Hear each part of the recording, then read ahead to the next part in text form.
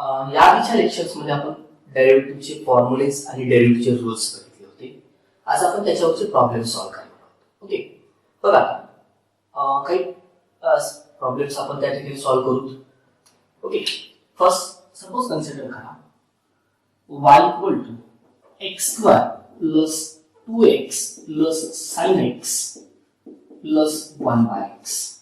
Okay, problem तुम्हाला काय provide केले मी X square plus 2x plus sin x plus 1/x आहे आणि क्वेश्चन आहे याला डिफरन्शिएट करा with respect to x. Okay, तर ज्यावेळेस लक्षात ठेवा तर या ठिकाणी प्रत्येक स्टेपचा विचार करायचा. मी आता सध्या कम्प्लिटली प्रॉब्लेम जे आहे ते based on the standard results वरच आहे. ओके, हे लक्षात ठेवा. म्हणजे जे काही तुम्हाला मी रिझल्ट दिलेले आहेत आधीच्या लेक्चर्स मध्ये ते रिझल्ट्स आणि रूल याच्यावरचे प्रॉब्लेम्स आहेत. त्यामुळे काय मी फक्त विचार कुठला करणार आहे की जे काही प्रॉब्लेम आहे त्या प्रॉब्लेम मध्ये मला स्टँडर्ड रिझल्ट दिसतो का. ओके, एवढाच विचार करणार हे लक्षात ठेवा. ठीक आहे, आता लक्षात घ्या ठिकाणी की मी प्रत्येक टर्मचा विचार करतो. ही फर्स्ट टर्म एक्स स्क्वेअर आहे. ज्या मी जर एका टर्मचा विचार करत असेल तर मी काय करणार आहे की प्रत्येक टर्म ही माझ्या रिझल्ट साठी आहे का हा विचार करणार आहे. एक्स स्क्वेअर हा रिझल्ट माझ्याकडे अवेलेबल आहे ज्याला की x to the power n आहे. 2x सुद्धा x to the power n वापरताय तुम्हाला. sin x चा रिझल्ट आहे 1/x चा रिझल्ट आहे. या सिच्युएशन मध्ये डायरेक्टली डिफरन्शिएट करायला काही हरकत नाही. ओके, म्हणून याला मी काय करतो differentiate with respect to x. Okay, तर y चा डेरिव्हेटिव्ह असतो आपल्याला माहिती आहे dy/dx इक्वल टू या फंक्शनला समोरच्या डिफरन्शिएट करायचे विथ रिस्पेक्ट टू x म्हणून d/dx of x square plus 2x plus sin x plus 1/x. Okay, हा चला x स्क्वेअर साठी रिझल्ट आपल्याकडे कुठला असतो x to the power n चा result. x to the power n चा रिझल्ट काय सांगतो n x to the power n - 1 म्हणजे पॉवर आधी खाली घ्या त्यातून एक कमी करा म्हणजे 2 - 1 1. ओके, नाहीला तरी चालतो. Okay, plus 2x same x to the power n च्या रिझल्ट नुसार 1 खाली आला. दोन कॉन्स्टंट आहे लक्षात ठेवा. ज्या वेळेस कॉन्स्टंट हा फंक्शनला मल्टिप्लाय मध्ये असणार आहे काय म्हणतो मी ज्या वेळेस कॉन्स्टंट हा फंक्शनला मल्टिप्लाय मध्ये असेल त्यावेळेस तो ऍज इट इज राहत असतो. ओके, कधीही लक्षात ठेवा कुठलंही फंक्शन आहे त्या फंक्शनला कॉन्स्टंटला मल्टिप्लाय केला असेल तर तो ऍज इट इज ठेवायचा. त्या फंक्शनचा डेरिव्हेटिव्ह कॅल्क्युलेट करायचा फक्त. तर इथे 2x मध्ये 2 ऍज इट इज राहणार आहे. x चा डेरिव्हेटिव्ह काढायचा आहे. तर x चा derivative generally x to the power n नच काढतो आपण. पॉवर मध्ये 1 आहे.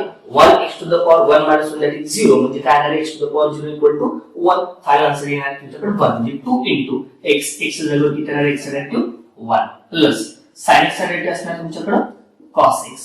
हा 1/x स्टँडर्ड मध्येच दिलं होतं तुम्हाला मी जे की -1 डिवाइडेड बाय काय असणार आहे x स्क्वेअर. त्याला व्यवस्थित लिहा 2x plus 2 plus cos x minus 1/x.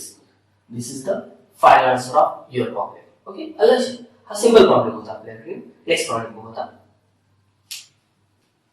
Next problem दिला बघा या ठिकाणी y equal to ax square plus bx plus c divided by √x. ठीक आहे, आता लक्षात घ्या या ठिकाणी मला याचा डेरिव्हेटिव्ह काढायचा आहे. फर्स्ट लक्षात ठेवायचं की आता हे सिंगल टर्म डायरेक्ट नाही मिळणार मला. ओके, म्हणजे मी इथे डायरेक्टली डेरिव्हेटिव्ह काढू शकत नाहीये कारण मला डायरेक्टली न्यूमरेटरचा सेपरेट डेरिव्हेटिव्ह डिनॉमिनेटरचा सेपरेट डेरिव्हेटिव्ह घेता येत नसतो. ओके, इथं क्वेश्चन रूल लावला तरी हरकत नाही. पण काय वर पण अल्जेब्रिक फंक्शन आहे डिनॉमिनेटरला पण अल्जेब्रिक फंक्शन आहे. जर दोन्ही अल्जेब्रिक फंक्शन असतील तर या सिच्युएशन मध्ये याला कंबाईन करणं सगळ्यात सोपं असते लक्षात ठेवा. ओके, क्वेश्चन रूल पेक्षा सोपं काय असणार आहे यांना एकत्र करा. हे जर एकत्र झाले तर डायरेक्टली तुम्हाला डेरिव्हेटिव्ह काढता येतो. मग कंबाईन कसं करता येईल मला बघा. फर्स्ट मी याला सिम्प्लिफाय करणार आहे त्यानंतर डेरिव्हेटिव्ह काढणार. मी मगाच सांगितलं तुम्हाला की जोपर्यंत प्रत्येक टर्म ही स्टँडर्ड रिझल्ट सारखी दिसत नाही तोपर्यंत मी डिफरन्शिएट करणार नाहीये. ओके, हा आता इथे लक्षात घ्या ax square divided by √x plus bx divided by √x plus c/√x.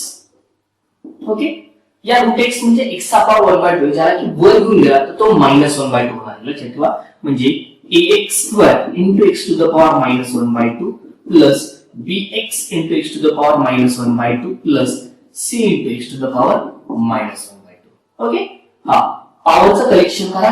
Base सारखा असेल तर पॉवरची ऍडिशन होत असते. ओके, म्हणजे a into हा 2 -1/2 2 to the 4 -1 x to the power 3/2 plus b 1 - 1/2 x to the power 1/2 plus c x to the power -1/2. Okay, आणि आता बघा प्रत्येक टर्मचा विचार केला मी तर बघायचं पहिली टर्म x⁴ ए कॉन्स्टंट आहे, x⁴ x n सारखा आहे, डायरेक्ट रिझल्ट वापरू शकतो मी. bx⁴1/2 ऑब्वियसली सेम x⁴n, इथं पण x⁴n. आता मला डिफरन्शिएट करायला काही हरकत नाही म्हणून मी लिहितो differentiate with respect to x. ठीक आहे ना. हा, आता लक्षात घ्या dy/dx इक्वल टू काय मिळणार आहे मग तुम्हाला आता d/dx of ax⁴ plus bx⁴1/2 plus cx⁻⁻². मग सांगितल्याप्रमाणे कॉन्स्टंट फंक्शनच्या सोबत आला तर ऍज इट इज ठेवायचा आहे. म्हणजे कॉन्स्टंट हा a b c कॉन्स्टंट आहे त्यामुळे a as it is x⁴3/2 चा derivative 3/2 x⁴3/2 -1 that is 1/2 plus b into 1/2 x⁴1/2 -1 that is -1/2 plus c into -1/2 x⁻⁻3/2. This is your final answer. याला व्यवस्थित लिहा वाटलंस तर 3a x⁴1/2 म्हणजे असणार आहे √x/2 plus b/2√x plus minus c into x⁻⁻3/2. या रूटच्या form मध्ये लिहायचं म्हटलं तरी लिहिता येते बरं का. हा डिनॉमिनेटर गेला तर +3/2 होतो आणि +3/2 ला x into √x सुद्धा लिहिता येईल म्हणजे c/2 into x√x. This is your final answer. Okay, लक्षात म्हणजे या फॉर्मॅट मध्ये तुम्ही कॅल्क्युलेट करा तुमचं फायनल आन्सर डायरेक्ट मिळेल. ओके, नेक्स्ट प्रॉब्लेम बघा. y = e⁻x log a plus e⁻a log x plus e⁻a log a. Okay, बघा हा प्रॉब्लेम सिम्प्लिफाय करायचा आहे. आता जर बघितलं तर स्टँडर्ड रिझल्ट डायरेक्टली माझ्याकडे e⁻x log a असा रिझल्ट माझ्याकडे अवेलेबल नाही. ओके, हे लक्षात ठेवा. मग काय करता ऍक्च्युअली आपल्याला पुढे बघायचे चेन रूल नुसार सुद्धा हे कॅल्क्युलेट होते. पण काय हा प्रॉब्लेम स्पेशली मी आता ठीक आहे सध्या तरी चेन रूल आपला जरा नाही. ओके, म्हणजे काय मला आता काय बघायचं बेसिक मध्ये जायचं की आपल्याकडे जे माझ्याकडे अवेलेबल क्वांटिटी आहे त्याच्यावरून रिझल्ट त्याच्यावरून याचा आन्सर काढायचा. मग माझ्याकडे अवेलेबल कुठला आहे e⁻x चा रिझल्ट आहे. डायरेक्ट दिसते e⁻x सारखं नाही. जर दिसत नसेल तर मला काय करावं लागणार आहे याला सिम्प्लिफाय करावं लागणार आहे. बघा आता हे सिम्प्लिफिकेशन करण्यासाठी मला थोडं लॉगॅरिथमिक टॉपिक मध्ये जावं लागतं. ओके, लॉगॅरिथमिक टॉपिक मध्ये लॉगची डेफिनेशन जी आहे ना त्या डेफिनेशनचा वापर करावा लागतो. बघा डेफिनेशन काय होती लॉगची आपल्याकडे. सपोज कन्सिडर करा की जर log a to the base b equal to c असेल तर b to the power c equal to असते a. ठीक आहे, ही जनरल डेफिनेशन आपल्याकडे माहिती आहे. ओके, याच्यानुसारच याच्या प्रॉपर्टीज मध्ये आपण जर गेलो तर प्रॉपर्टीज मध्ये अशी एक प्रॉपर्टी तुम्ही बघितली होती बघा की कुठलाही a असेल त्याच्या पॉवर मध्ये log b to the base a असेल. काय म्हटले मी a च्या पॉवर मध्ये log of b to the base a असेल म्हणजे जो a इथं आहे तोच त्याचा बेस असेल तर याचा आन्सर असेल b. ओके, म्हणजे याचा वापर मी करू शकतो. त्याचबरोबर लॉगची अजून एक प्रॉपर्टी तुम्ही बघितलेली आहे जी प्रॉपर्टी असेल तुमच्याकडं a log b जर असेल तर त्याला तुम्ही असं लिहू शकता log b to the power a. Okay, या दोन रिझल्टचा वापर मला इथं करायचा आहे. बघा आता तो कसा करता येईल. पहिल्यांदा e to the power लक्षात घ्या log of हा a log b नुसार x हा a च्या पॉवर मध्ये जायला पाहिजे म्हणजे a to the power x plus e to the power log of x to the power a होणार आहे plus e to the power log of e to the power a. आता लक्षात घ्या नेक्स्ट त्यानंतर काय याचा बेस काय असतो. लॉगचा बेस दिला नाही याचा अर्थ तो बेस आहे e बेस आहे. बरं लक्षात घ्या याचा बेस किती आहे e आहे. आणि जनरली डेरिव्हेटिव्ह मध्ये जो फॉर्म्युला तुम्हाला मी log x चा दिला आहे log x चा बेस हा e असतानाचाच आहे हे लक्षात ठेवा. म्हणजे ज्यावेळेस डेरिव्हेटिव्ह आपण फाइंड आउट करतो त्यावेळेस बेस हा कसा स्टँडर्ड फॉर्म्युला मध्ये e कन्सिडर केलेला असतो त्यामुळे log x to the base e equal to 1/x हा डेरिव्हेटिव्ह असेल त्यावेळेस. आता इथे लक्षात घ्या e to the power log of e to the power x याचा अर्थ x चा बेस किती आहे log चा बेस किती आहे e आहे. इथं e आहे इथं e आहे कॅन्सल झाला काय राहील फक्त e to the power x. इथं राहणार आहे x to the power a तर इथं राहणार आहे e to the power a. आता मला प्रत्येक टर्मचा विचार केला तर हा स्टँडर्ड रिझल्ट आहे हा स्टँडर्ड रिझल्ट आहे हा स्टँडर्ड रिझल्ट आहे. डायरेक्टली डिफरन्शिएट करायला हरकत नाही. Differentiate with respect to x. Okay, therefore dy by dx equal to d by dx of a to the power x plus x to the power a plus a to the power a. With respect x म्हटलं तर function with respect to y हे function आहे in terms of x, बाकी जे दिसते ते सगळं काय असते कॉन्स्टंट असणार आहे. मग आता a to the power x म्हणजे एक कॉन्स्टंट आहे त्याचा power x, a to the power x चा डेरिव्हेटिव्ह काय असतो a to the power x into log a plus x to the power a constant आहे दॅट इज x चा power constant झाला म्हणजे x चा पॉवर n चा format घेतलेला आहे आणि x चा पॉवर n असेल x to the power n चा रिझल्ट काय असतो n into x to the power n minus 1 plus हा एक कॉन्स्टंट आहे पॉवर कॉन्स्टंट आहे, कॉन्स्टंटचा पॉवर कॉन्स्टंट म्हणजे कॉन्स्टंटच येणार या ठिकाणी. फॉर एक्झाम्पल 2 चा पॉवर 2 घेतला 2 स्क्वेअर किती आहे 4, 4 हा काय कॉन्स्टंट आहे म्हणजे जर कॉन्स्टंटचा पॉवर कॉन्स्टंट आहे त्यामुळे आन्सर काय आलं कॉन्स्टंट. आणि ज्यावेळेस कॉन्स्टंट हा एकटा असेल, लक्षात ठेवा मी काय म्हटले कॉन्स्टंट एकटा असेल त्यावेळेस त्याचा आन्सर किती असते, त्याचा डेरिव्हेटिव्ह किती असतो 0. कॉन्स्टंट एखाद्या फंक्शन सोबत आला तर तो ऍज इट इज ठेवायचा आहे, कॉन्स्टंट एकटा आला तर डेरिव्हेटिव्ह किती येणार आहे 0. हे असेल तुमचा a to the power x into log a plus ax to the power a minus 1. This is your final answer dy by dx. Okay, इथे सगळ्यात इम्पॉर्टंट लॉगचे रूल असतील, जे लॉगच्या रूलचा वापर मी या ठिकाणी करणार आहे, ज्या लॉगच्या रूल नुसार मी हे टोटल प्रॉब्लेम काय केलाय सिम्प्लिफाय केलाय. ठीक आहे, नेक्स्ट प्रॉब्लेम आहे y equal to root x plus 1 by root x bracket square. Okay, परत मी त्याच ठिकाणी येतो की सिंगल टर्म सध्या तरी अवेलेबल नाहीये माझ्याकडे, लक्षात ठेवा. तुम्हाला तसं रूट एक्स आहे ना, हा रूट एक्स आपल्या स्टँडर्ड रिझल्ट सारखा दिसतो, हा 1 बाय रूट एक्स सुद्धा स्टँडर्ड मध्ये आणता येतो मला. ओके, मग हे डायरेक्ट रिझल्ट काढतात पण असं होत नाही, ते फक्त root x plus 1 by root x जर असतं ना तर मी डायरेक्ट कॅल्क्युलेट केलं असतं, पण इथं काय त्याचा स्क्वेअर म्हणजे ही सध्या तरी सिंगल टर्म नाही हे लक्षात ठेवा.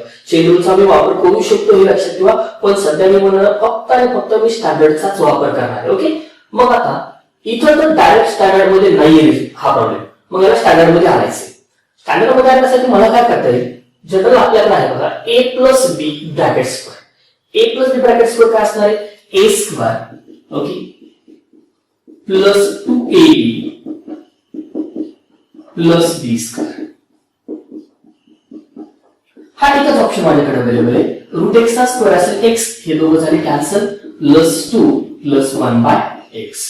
हा आता बघा प्रत्येक टर्मचा विचार करा, x स्टँडर्ड सारखा आहे, 2 कॉन्स्टंट आहे, 1 बाय एक्स सुद्धा स्टँडर्ड मध्ये येतो, त्यामुळे याला डिफरन्शिएट करायला हरकत नाही. Differentiate with respect to x, therefore y चा डेरिव्हेटिव्ह असेल dy by dx equal to d by dx of x plus 2 plus 1 by x. Therefore, x चा डेरिव्हेटिव्ह असेल 1 plus 2 चा डेरिव्हेटिव्ह 0 plus 1 by x चा derivative minus 1 divided by x square म्हणजे final answer असेल 1 minus 1 by x. This is a final answer. Okay, म्हणजे इथं काय मी directly या ठिकाणी शेड्यूलचा वापर करू शकतो, पण यासाठी सिम्प्लिफाय करणं सोपं आहे. जोपर्यंत स्टँडर्ड आपले रिझल्ट्स आहेत त्यासारखा प्रॉब्लेम दिसत नाही तोपर्यंत मी सिम्प्लिफाय करणार आहे, त्यानंतर माझं डायरेक्टली डिफरन्शिएट मला काढता येईल. ओके, बघा नेक्स्ट प्रॉब्लेम आहे y equal to sin x by 2 plus cos x by 2 bracket square. ठीक आहे, हा आता आपण रिझल्ट स्टँडर्ड दिलाय, ट्रिग्नोमेट्रीचे रिझल्ट्स मध्ये स्टँडर्ड मध्ये कुठला आहे sin x चा डेरिव्हेटिव्ह cos x आहे, cos x चा डेरिव्हेटिव्ह मायनस sin x, बरोबर. आता sin x बाय 2 चा रिझल्ट नाही आपण बघितला आणि cos x बाय 2 चा रिझल्ट नाही बघितला. ठीक आहे, इतकं असतं तरी मी थोडंफार विचार केला असता काहीतरी, पण तसं काय एवढं पण नाही, याचा स्क्वेअर. म्हणजे लक्षात ठेवा की स्टँडर्ड रिझल्ट मध्ये सध्या प्रॉब्लेम माझा अवेलेबल नाहीये. म्हणजे मला काय ज्या वेळेस मी तुम्हाला म्हटलं ना की ज्यावेळेस प्रॉब्लेम कडे बघितल्यानंतर माझे स्टँडर्ड रिझल्ट डायरेक्ट दिसत नसतील तर एकच ऑप्शन असतो, याला सिम्प्लिफाय करणे. काय करणे, याला सिम्प्लिफाय करणे आणि आपल्या ते दिलेल्या प्रॉब्लेमला स्टँडर्ड सारखं आणणे. आणि स्टँडर्ड एकदा आला ना तर डायरेक्ट डिफरन्शिएट करायला काही हरकत नसते हे लक्षात ठेवा. त्यामुळे सध्या तरी हा स्टँडर्ड मध्ये येत नाहीये, मग याला स्टँडर्ड मध्ये आणतो. स्टँडर्ड मध्ये आणण्यासाठी मला काय करावं लागेल, तोच आधीच्या प्रॉब्लेम मध्ये जे मी केलं a plus b bracket square, इथं पण मी तेच करणार आहे, a प्लस बी ब्रॅकेट स्क्वेअरचा वापर. हा a plus b a square plus b square plus 2ab.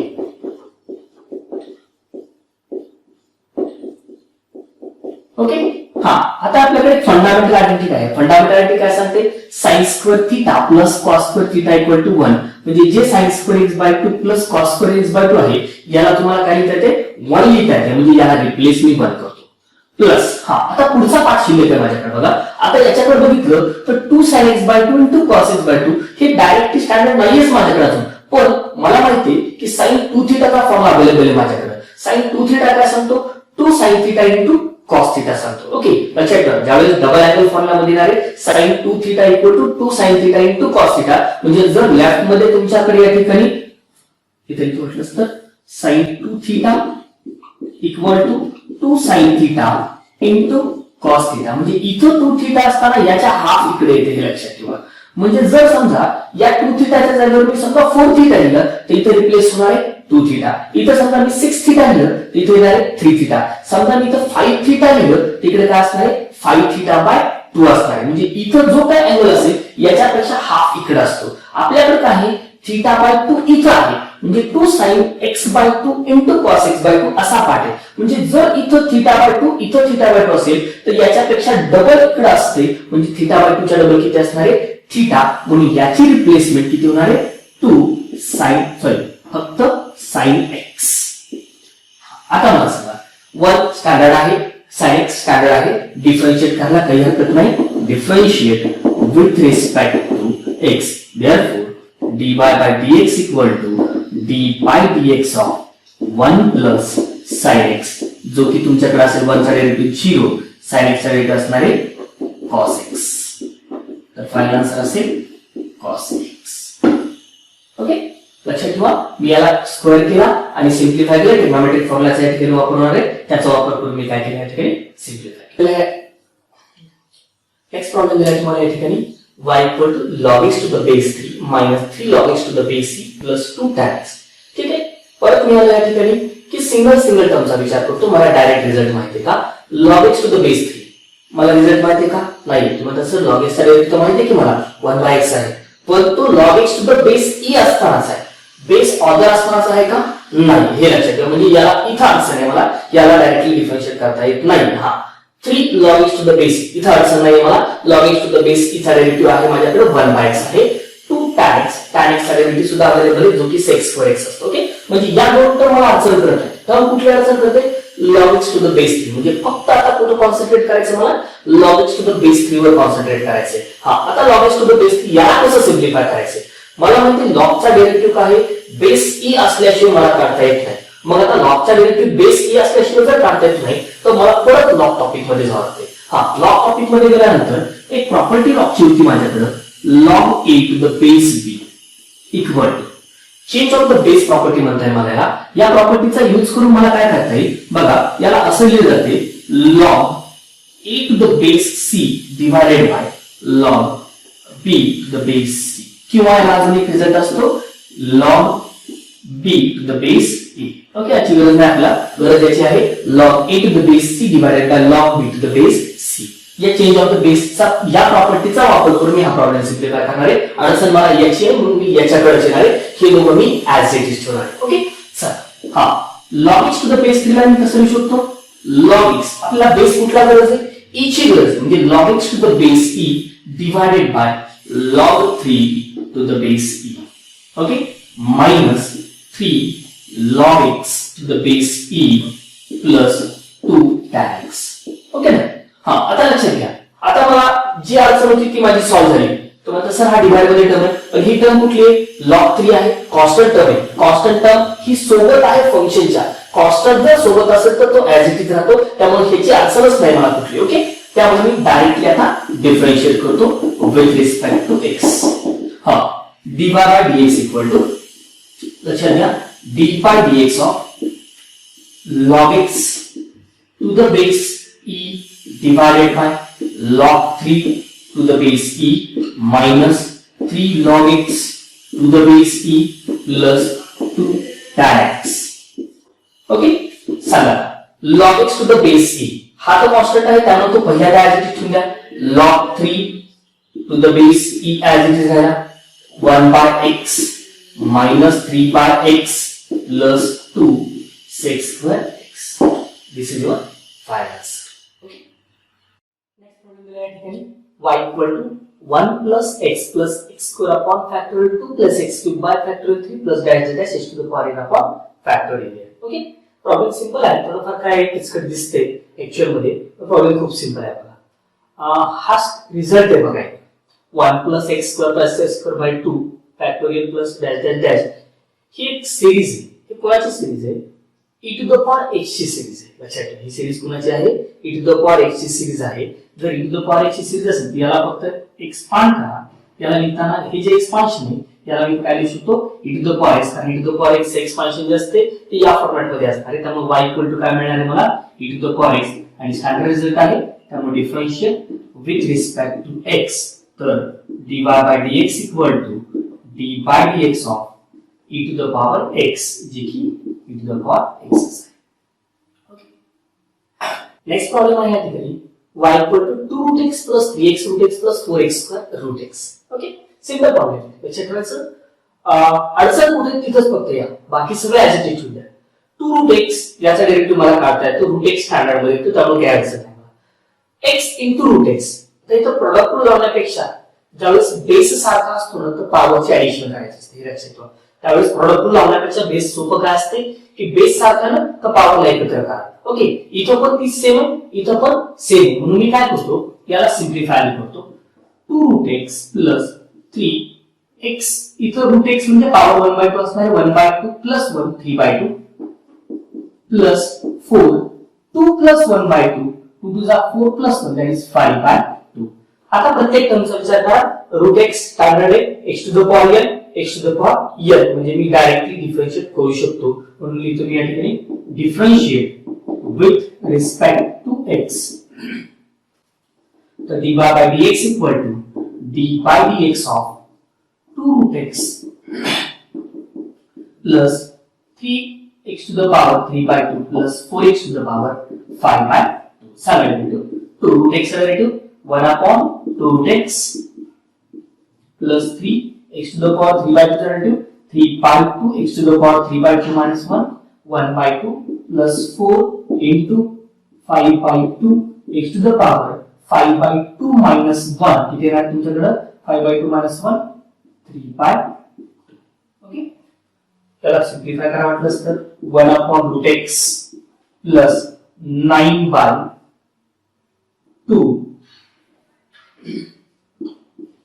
root x plus 2 to the 4 5 to the 10 x to the power 3/2 ला असं लिहिता येईल x into root x च्या फॉर्म मध्ये. ओके, लक्षात ठेवा, हे असं तुमचं फायनल. ओके, फक्त काय केलं मी, ज्यावेळेस पण बेस कॉमन असेल पॉवरची काय करायची ऍडिशन करायची, जे काय पार्ट येतो त्यानंतर आपला सिंगल टर्म मिळू शकतो. ओके, ठीक आहे. नेक्स्ट प्रॉब्लेम दिला तुमच्याकडे y equal to 2 upon 7x cube root x minus 2 by 9x to the power 4 root x minus 2 by 11x to the power 5 root x. बघा, आधीच्या प्रॉब्लेम मध्ये सांगितल्याप्रमाणे बेस सारखा असेल तर आधी पॉवरची ऍडिशन करा.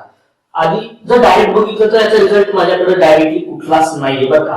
2 बाय ला मी क्वेश्चन रूल वापरू शकत नाही सध्या तरी. ओके, त्यामुळे मी काय करतो, बेस सारखा आहे ना तर सगळ्यात सिंपल वे काय आहे तिकडे तुमच्याकडे आधी पॉवर कलेक्ट करूया. ठीक आहे, हा याला कसं लिहिता येईल 2 बाय 7 इथं 3 आणि 1/2 3 plus 1/2 होतील. या ठिकाणी 3 plus 1/2 म्हणजे किती येणार आहे x to the power 7/2 minus 2 by 9 x to the power same 9/2 minus 2 by 11 x to the power 11/2. Base सारखा पॉवरची ऍडिशन केली. आता तरी प्रॉब्लेम कडे बघितलं, मला सांगा आता रिझल्ट स्टँडर्ड मिळाला का? नाही मिळाला. x to the power in denominator असणार रिझल्ट नाही माझ्याकडे. x to the power कुठे पाहिजे? न्यूमरेटरला पाहिजे. म्हणून मी काय करतो, जे काय x to the power n मिळाले या न्यूमरेटरला शिफ्ट करा. म्हणजे येत आहे 2 by 7 x to the power minus 7/2 minus 2 by 9 x to the power minus 9/2 minus 2 by 11 x to the power 11/2. Okay, हा minus 11/2. आता लक्षात घ्या, आता प्रत्येक टर्मचा विचार करा. कॉन्स्टंटला पुढे बाजूला ठेवा, कारण कॉन्स्टंट सोबत आहे त्यामुळे तो बाजूला राहू द्या. हा x to the power n x to the power n x to the power n म्हणजे स्टँडर्ड रिझल्ट सारखे प्रॉब्लेम आहे. त्यामुळे डायरेक्टली याला काय करा, differentiate with respect to x.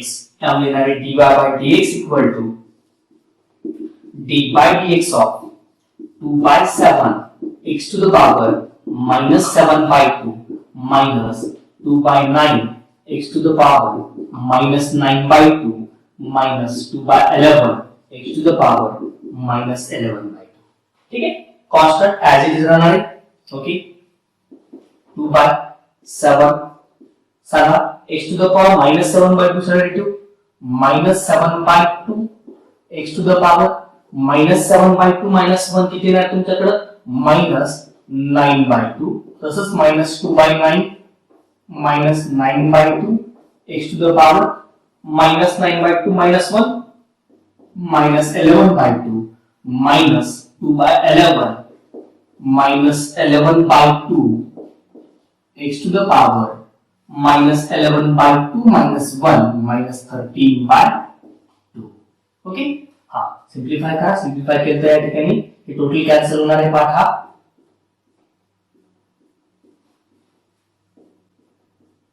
Okay, शिल्लक राहिला पार्ट असेल minus of x to the power minus 9 by 2 plus x to the power minus 11 by 2 plus x to the power minus 13 by 2. Okay, याला जर तुम्हाला problem जसा दिलाय तसं लिहायचं म्हटलं तरी लिहिता येते, जे की minus 1 divided by x to the power 9 by 2 plus 1 upon x to the power 11 by 2 plus 1 upon x to the power 13 by 2. x to the power 9 by 2 ला कसं लिहिता येईल तुमच्याकडे इथे बघा, x to the power 9 by 2 form होता ना, जसं की इथे तुमच्याकडे x cube into root x झालं, x to the power 7 by 2, x to the power 9 by 2 साठी काय येणार आहे x to the power 4 into root x. Okay, लक्षात ठेवा, म्हणजे -1 by x to the power 4 into root x, तसंच इथे 1 upon x to the power 5 into root x plus 1 upon x to the power 6 into root x. This is your final answer. Next problem दिला या ठिकाणी तुमच्याकडे y equal to 1 by cos x plus 3 to the power x plus 5 minus 4 upon log 5 to the power base x. Okay, बघा आता प्रत्येक टर्मचा विचार करा. पहिल्यांदा 1 by cos x स्टँडर्ड नाहीये हे लक्षात ठेवा. cos x स्टँडर्ड येतो, 1 by cos x स्टँडर्ड नाहीये. 3 to the power x plus 5 हा पण स्टँडर्ड नाहीये आणि 4 by log 5 to the base x हा पण स्टँडर्ड आहे. म्हणजे तिन्ही टर्म मला सिम्प्लिफाय करायचे. ओके, एक एक टर्म करूया. पहिल्यांदा 1 by cos x स्टँडर्ड मध्ये आणायचं म्हटलं तर 1 by cos ला मला sec x लिहिता येईल. ओके, तर plus 3 to the power x plus 5 ज्याला की पॉवर स्प्लिट अप केला तर 3 to the power x into 3 to the power 5 minus इथं चेंज ऑफ द बेस जे की आपण ऑलरेडी आपण सांगितलेले आहे बघा तुम्हाला 1 upon log a to the base b असेल किंवा log a to the base b ला log a to the base c divided by log b to the base c लिहिता येते. याच्यानुसारच मी याचं जर सिम्प्लिफिकेशन केलं तर काय व्हायला पाहिजे log x divided by log x to the base e divided by log 5 to the base e. Okay, आता प्रत्येक टर्मचा विचार करा. sec x स्टँडर्ड आहे, 3 to the power x standard आहे, हा कॉन्स्टंट आहे, सोबत राहणार आहे, ऍक्टिव्हिटी राहणार आहे, log x पण कसा आहे स्टँडर्ड आहे. हा आता डिफरन्शिएट करायला हरकत नाही. differentiate with respect to x, तर dy by dx equal to d by dx of sec x my plus 3 to the power x into 3 to the power 5 minus 4 log x to the base e divided by log 5 to the base e. Okay, sir. Current derivative आता sec x into sec x into tan x 3 to the power 5 as it is, 3 to the power x into 3 to the power x into log 3 जसं की a to the power x नुसार a to the power x into log a minus इथं 4 by log 5 to the base e as it is, log x चा derivative 1 by x simplify होऊ शकते x step अजून sec x into tan x plus हे power collect करतो मी x plus 5 log 3 minus 4 by x log 5 to the base. ठीक आहे, border problem दिले तर हे तुम्हाला प्रॅक्टिस प्रॉब्लेम असतील जे की तुम्ही आता लेक्चर झाले त्या लेक्चरवर ट्राय करू शकता घरी. ओके, ठीक आहे. नेक्स्ट लेक्चर मध्ये आपण बघणार आहोत derivative of product, derivative of quotient. Okay, तर या टाइपचे प्रॉब्लेम्स आणि टॉपिक्स तुम्हाला जर पाहायचे असतील तर आमचे YouTube चॅनल सबस्क्राइब करायला विसरू नका. लाईक करा, शेअर करा, सबस्क्राईब करा आणि त्याचबरोबर बेल आयकॉन दाबायचं विसरू नका, जेणेकरून ज्यावेळेस मी लेक्चर अपलोड करणार आहे नोटिफिकेशन तुम्हाला मिळून जाईल आणि त्यानंतर तुम्ही ते लेक्चर्स पाहू शकता. थँक्यू.